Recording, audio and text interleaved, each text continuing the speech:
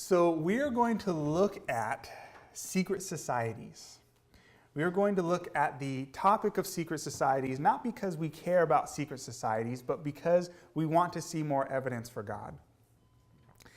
How do secret societies give evidence for God? Well, it's more of a circumstantial evidence for God. It's more of a painting the picture. And you guys will see by the time we're done how this relates to evidence for God.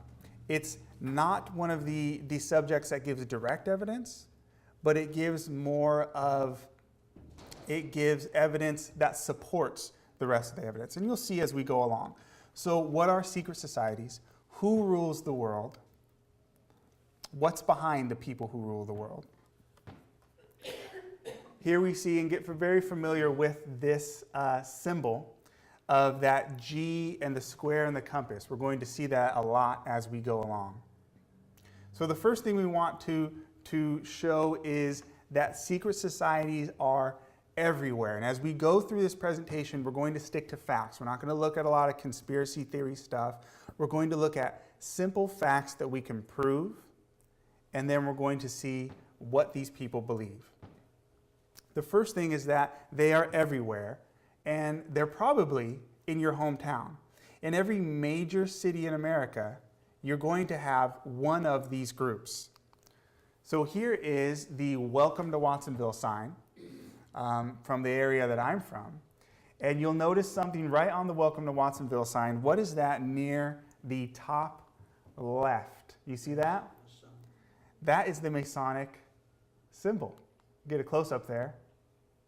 Right there on the Welcome to Watsonville Welcome to Watsonville sign. And you're going to find signs like this in temples for Freemasonry, or one of these secret societies. There's various ones in every decent-sized city in America. That's a big deal. That's not a small group. They're all over the place.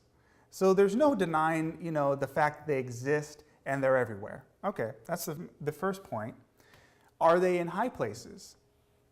Well, let's look at Freemasonry in popular media and in the entertainment industry. Does anyone know who this man is? Jay-Z. He is a very famous, and the young people will know, he's a very famous rapper and entrepreneur and actually multi-millionaire now. And that is him, and he's doing his symbol, which is the diamond symbol for his record company, and he always does it with one eye looking through it. And he was affiliated with Rockefeller Records and Rocawear, which was a clothing line. Here is a picture of some of his clothes. What do you see there? Isn't that interesting? That is a Rocawear hat, and it's as if they're not even hiding it. It's a Masonic symbol. That's the square and compass, the same symbol that you saw at the beginning, and the same symbol that was on the Welcome to Watsonville sign. They're not even hiding it. Okay. What about this? Do you see what's written on his sweater there? It says, "Do what thou wilt." Now that's a very interesting phrase. You could say, "Do whatever you want." You could say a lot of things, but it's very interestingly worded. It says, "Do what thou wilt," almost in this, Old English style of talk. And it's in quotes, as if he's quoting someone. Well, who's he quoting? Okay. Here's who he is quoting. This is Aleister Crowley.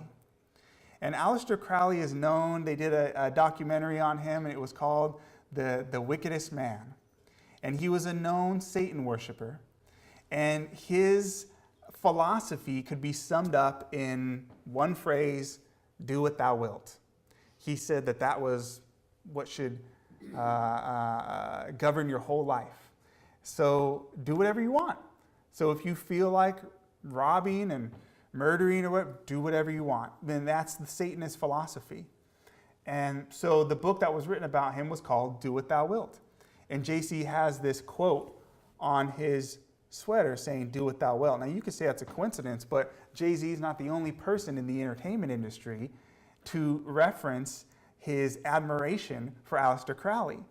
He was also on the cover, a picture of Aleister Crowley was on the cover of a Beatles album. And multiple of these high up entertainers have talked about their admiration for Aleister Crowley and his philosophy. That's interesting, and that's a little spooky if you ask me. Well, what else do we need to know about Aleister Crowley? Aleister Crowley was also heavily involved in secret societies. And so that's a picture of him here with his full Masonic regalia. So now you see this connection between the entertainment industry and Freemasonry. Here's another link. What is going on there? That's a ring of my profession. You don't know nothing about that. Okay, can we get a close-up on that? There it is. You don't know nothing about What it. is the profession? Yeah, which profession are we talking about? Just look at it. Is it a legal profession? Of course it's legal. It's a ring of my profession. I'm trying to read it. Okay. There's too many diamonds. Ah! Yeah, that's too bright. That's too bright. Go anyway. Oh, Mason, are you a Mason? Of course I am. Okay. That's a secret ceremony. Well, you might as well put your pinky out when you drink your Of drink. course I am. Put your pinky out. Are you involved in the secret ceremonies with the Stop it. candles and the... Everyone wears. Anyway, the Clippers. The Clippers. Ring, but that is impressive, Mr. O'Neill. I don't have a championship. Anyway, so the Clippers. Oh, yeah, I have four. Two exactly. Those he doesn't wear. No, he doesn't wear. The Clippers. Yeah. As I was blinded by success. Very interesting, right? So Shaquille O'Neal admits on national TV he's a Freemason. He says that's his profession. Now, by profession, he doesn't mean that's my job. He means professing as in to profess your faith. So it's a ring that he's professing his faith because Freemasonry is a religion. Okay? So we have people like Jay-Z and people like Shaquille O'Neal and these famous people. I just saw a video the other day of KRS-One, if anybody knows the history of hip-hop. That's like a hip-hop legend, and he admits that he is very affiliated with this Masonic teaching. So there's all over the entertainment industry, you see these guys either being members or saying that they admire the philosophy of people who are members. Okay, so they're in the entertainment industry. What else? Are they in other high places? This is a picture of a plaque that is on the bottom of the Statue of Liberty. There's no denying this. If you want, has anyone ever gone to the Statue of Liberty? I've been there. I've seen this plaque. It's right there. It's not even really hidden. It's just on the side of the Statue of Liberty at the base. There's a metal plaque on the concrete base, and this is it. And you can find pictures of this on the internet. There's no denying it. And what do you see there on the bottom? It's the square and compass. There's two of them. And then notice these words. And it's talking about the dedication when this was erected. And it says it was erected by the Grand Master of Masons. So there's, right there at the Statue of Liberty, I mean, you don't get any more official symbol of America than the Statue of Liberty. Now, if you or I wanted to start a club and put our club symbol at the base of the Statue of Liberty, we'd probably get arrested for graffiti or something, right? Or vandalism. But Masonry is official and recognized right in high places. There's no denying this. Okay, here's another one. This is the U.S. Capitol building. This is a painting of the laying of the cornerstone at the U.S. Capitol building, and the ceremony, which was done by George Washington and all the statesmen around him. And you'll see the outfits that they're wearing. You notice anything funny about that? They have these little white aprons. And these little white aprons are around George Washington and the three men to the right there. And those are Masonic aprons. And he's in his full Masonic regalia. He's got that pendant around his neck. This is a Freemason ceremony. And if you look in the history of this, the cornerstone of the U.S. Capitol building was laid during a Masonic ceremony. So we have the Statue of Liberty, we have the U.S. Capitol building, we have people high in the entertainment industry. This is an important club, right? Okay. Who are some of the members? Now, again, I'm saying we're not doing conspiracy theory stuff. I'm showing you evidence. This is Time Magazine. This is an article in Time Magazine, or a whole pamphlet, and it's all on secret societies. And it's called Decoding the Myths and Facts of History's Most Mysterious Organizations. And you see they got the square and compass again on the cover because they talk about Freemasonry, and they tell you who the members are right here in Time Magazine. It's not something that you need to guess, and they list some of the members. And so I'll tell you, these are from reputable sources. Joseph Smith, you ever heard of him? The famous, one of the founders of the Mormon Church. Mark Twain, the famous writer. William Taft. Henry Ford. So we're talking business leaders, right? The founder of Ford Motors. Winston Churchill, Prime Minister of England, very famous and important Prime Minister. J. Edgar Hoover of the FBI. Thurgood Marshall. Henry Luce, which interestingly they admit in this Time Magazine article that he was the founder of Time Magazine and he was a member of Skull and Bones. Not Freemasonry, but Skull and Bones. And there's different clubs, but they're all very related. And that's discussed in the magazine, and it's pretty well known. FDR, Franklin Delano Roosevelt.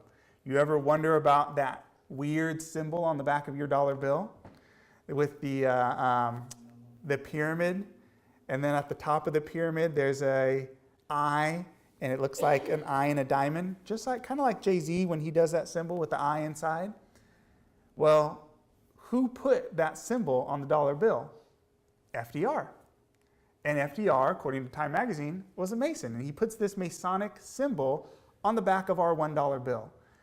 That's an important club if you can put your symbol on the back of the dollar bill. Would you not agree with that? Okay, it's pretty important. So they got powerful members. Now, if you look at it, and this is discussed in this Time Magazine, they've got pictures of president after president, George Bush and Reagan and all these different presidents and all the way back to George Washington. And we see that all the people who are the movers and shakers of society, the celebrities, the business leaders, the presidents, the prime ministers, if you are any kind of important person in society, you're involved in one or more of these clubs. So, if the people who rule the world are members, it's not a conspiracy to then conclude by definition these societies rule the world. It's not a conspiracy. All their members rule the world. And let me give you another example. Here's a video clip. You were both in Skull and Bones, the secret society. It's so secret we can't talk about it. What does that mean for America? The conspiracy theorists are going to go I'm on. sure they are. I don't know. I haven't seen the web. Number 322? First of all, he's not the nominee. And, look, I look Are forward... you prepared to lose? No, I'm not going to lose. You both were members of Skull and Bones, a secret society at Yale. What does that tell us? Not much, because it's a secret. Is there a secret handshake? Is there a secret code? I wish there were something secret I could manifest. 322, a secret number? There are all kinds of secrets, Tim, but one thing is not a secret. I disagree with this president's direction that he's taking the country. We can do a better job, and I intend to do it. And we'll be watching. Be safe on the campaign trail. John Kerry, thanks sir. for joining us. And we'll be right back. So, right there on MSNBC, they're not lying. They're not even denying it. They asked George Bush, you're a member of Skull and Bones? He just starts laughing and, it's a secret. Change the subject, and starts talking about the debates. And then they asked John Kerry the same question. You're a member of Skull and Bones? Well, I wish I could tell you more of the secrets, but it's a secret. So, and he changes the subject. And now, this is interesting, friends. You got to pay attention to the point here. This is important. These men are running for president of the United States. Everything in their life is being scrutinized. And what they told their 6th grade teacher, everything in their life is being analyzed and scrutinized. And yet they go on national TV and they say, hey, what's this secret society you're part of? Sorry, I can't tell you. So what does that tell you about their allegiance? Who is their allegiance to? The American people or to their secret society? They said, hey, our oath to our secret society is more important than this election. Sorry, you guys don't get to know anything about it. That is huge. That's a pretty powerful tie. And the other thing to notice, friends, is it was both the Democrat and the Republican part of the same secret society. What else does that tell you? Whether or not one wins or the other, they've got their man in office. So it's interesting to point out. Okay. So this is not a small group. These are big movers and shakers. So again, I say the people who rule the world are members of these groups. Therefore, by definition, they rule the world. It's not a conspiracy. Have we not proven that they're all over the place and that they are in high places? Yeah, we've proven that. Okay, so the question is, what's the big deal? They're all over the place. What if it's just some gentleman's club and they're all just buddies? Well, the question is, what do they believe? What are they teaching?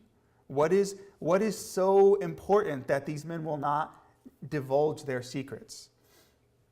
Well, here's a book. This is the most important book in Freemasonry. Is called Morals and Dogma. It's like the Bible of Freemasons. And this book is only given out to the top level Freemasons. Now here is the magazine that used to be the official magazine of Freemasonry. It's called New Age Magazine. And it tells you what their most important book is. By the way, the name New Age Magazine has changed. That was too obvious. And people who are involved in the New Age might, the New Age and Freemasonry are the same thing. And so they didn't want to be too obvious, so they changed the name. The name is now Scottish Rite, is the name of their magazine. This is the old magazine, and they admitted it. So back in 1989, they said, the apex of our teachings has been the rituals of morals and dogma, written over a century ago. So there it is. That's the apex of their teachings. So here's the book, Morals and Dogma.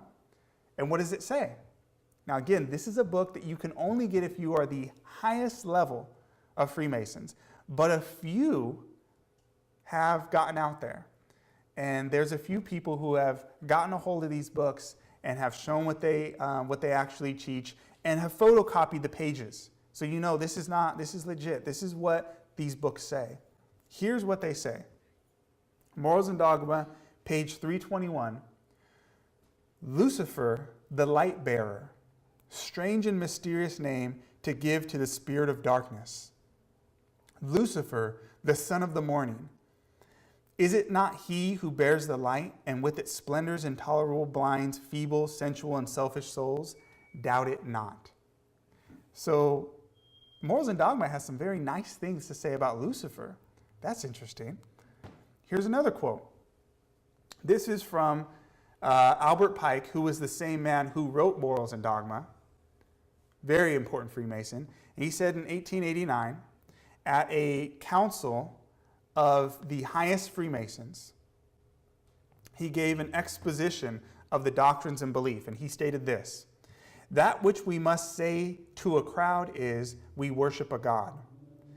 But it is the God who one adores without superstition. So in other words, what we tell the masses is one thing. Okay? Now here's what we say in secret. To you, sovereign grand inspectors, the highest level Freemasons, we say this: that you may repeat it to the brethren of the 32nd, 31st, and 30th degrees. That's the highest degrees. You may repeat it to them. Not even them are required to know it. You can repeat it to them. Anyone else, you can't tell them this. The Masonic religion should be, by all of us initiates of the high degrees, maintained in the purity of the Luciferian doctrine. The Luciferian doctrine. Then he says this: yes, Lucifer is God, and unfortunately, Adonai, that is the Hebrew name for the Lord in the Bible, Adonai is also God. So according to the highest Freemasons, they believe that Lucifer is God. Friends, this is devil worship at the highest levels of Freemasonry. This is what they teach. Now, this should not be too big of a surprise. Think of it this way. When you look at this world, it is evil and it is messed up. It is corrupt. It is a disgusting system with horrible atrocities all over this planet. It is not a surprise then that if you have an evil world ruled by arguably evil men, guess what? If it looks like a duck, and it acts like a duck, maybe it's a duck. Maybe these people who are obviously so evil in their actions, maybe it's because they actually are evil. Maybe it's because they actually worship the devil. And friends, that's what they say in their teachings. That's what it says. I'm just quoting again. And here it is, the Freemason magazine. This is Scottish Rite.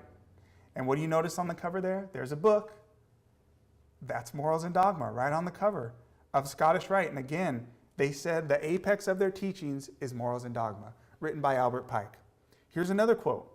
This is from the famous Freemason, Manly Palmer Hall, in the book, The Lost Keys of Freemasonry.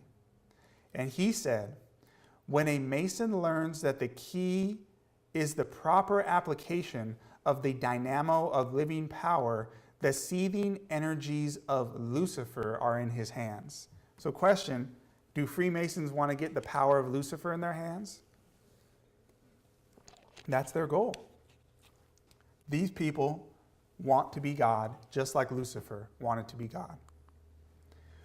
What do they believe? Now this is Helena Petrovna Blavatsky. Friends, I don't recommend reading anything she wrote. This lady is like the prophet of the Lucifer religion. And if you talk to Freemasons, you will see that they hold her writings very highly. She is like their prophet. And this is what she says. By the way, she was also deeply involved in secret societies. There's pictures of her in her full Masonic regalia. And she was a founding member of Lucifer Trust publishing company. So that tells you a little something about her. She said this. This is from the book. I have the title on the next page. So she said this.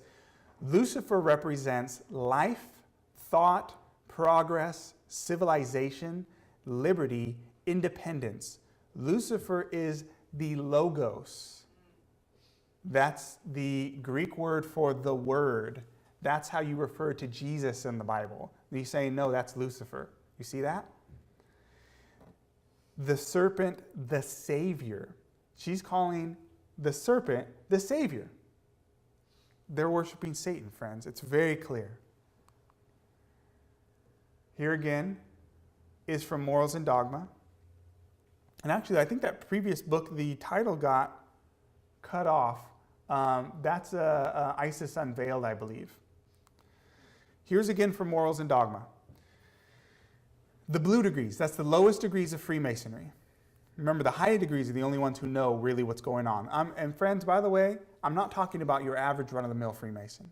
There's a lot of Freemasons out there who don't know any of this stuff, who are nice people, who think they're just involved in some men's club or something like that. And they're lower level members and they don't know any better. And in fact, their higher members lie to them on purpose. So I'm not saying that everyone who's a Mason is a devil worshiper. Look what they say. They say they lie to their own people. The blue degrees are but the outer court of the portico of the temple. Part of the symbols are displayed there to the initiate, but he is, get this, intentionally misled by false interpretations. They lie to their own people. It is not intended that he shall understand them, but it is intended that he shall imagine he understands them. Their true explication is reserved for the adepts, the princes of Masonry, us important people at the top, right? Final question, and we'll end with this. Who is in control of all this? Again, Blavatsky tells us. This is from Isis Unveiled. Oh, the previous book was Secret Doctrine. This is Isis Unveiled by Blavatsky. She tells you who's in charge. You want to know who's in charge of all these different secret societies? It'll tell you right here. It is curious to note, too, that most of the bodies which work these sacred rites, such as the ancient and accepted Scottish Rite, the Rite of Avion, the Order of the Temple, Fessler's Rite, the Grand Council of the Emperors of the East and West, Sovereign Princes of Masons, etc., all these different groups, whatever you're talking about, Skull and Bones, Illuminati, whatever you're talking about, nearly all are the offspring of the sons of Ignatius Loyola. That's the Jesuits. Ignatius Loyola was the founder of the Jesuits, the Society of Jesus. The Baron Hunt, and then she lists all these different people, and numerous others who founded the grades in these rites, these different groups, whether Freemasonry or all these different rites. She says they worked under the instruction from the general of the Jesuits. Now, that you don't get any higher source than Blavatsky, and there she is telling you flat out that the people in charge of all these secret societies are the Jesuits. Who are the Jesuits? They are the Order of the Roman Catholic Church. They are like the CIA of the Catholic Church. The current Pope was a Jesuit.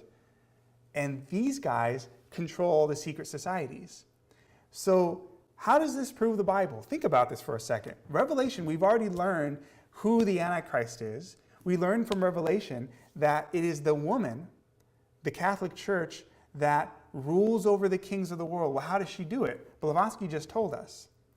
By having the Jesuits control all these different secret societies, and then all the members of these secret societies are the leaders and kings of the world. By that, the Catholic Church controls the world. By controlling, pulling the strings of all these leaders of the world. So it's not crazy when Revelation says that the Roman Catholic Church is in control of all the kings of the world. And we've seen all these different presidents pledging their allegiance to who? Well, their writings are very clear on it. They pledge their allegiance to Lucifer. So friends, think about it this way. Does this prove the Bible? I don't think this presentation proves the Bible, but it gives more evidence because these men are not worshiping Lucifer for nothing. They're not just pretending to worship something that doesn't exist. These are intelligent men. These are the leaders of the planet, and they're worshiping the devil. Obviously, they believe that there is a God and that there is a devil, and they've chosen the devil's side. So, does that prove the Bible? No, but it collaborates the story. So I'll leave you with that thought.